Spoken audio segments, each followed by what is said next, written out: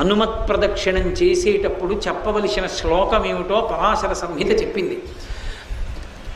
ఆయన దగ్గరికి వెళ్ళినప్పుడు ఆంజనేయం మహావీరం బ్రహ్మ విష్ణు శివాత్మకం తరుణార్క ప్రభం శాంతం ఆంజనేయం నమామ్యహం అంటూ తిరగాలి.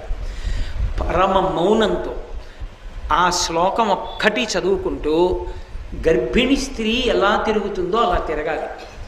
కనీసంలో కనీసం హనుమ జయంతి నాడు 3 మాటలు తిరగాలి. కనీస ధర్మం అది. 3 మాటలు తిరగాలి.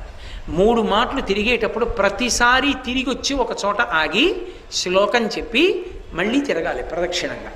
అలా 3 మాటలు తిరిగితే, అందుకే నేను మీతో పరమ సత్యం చెప్తున్నానని జ్ఞాపకం పెట్టుకోండి.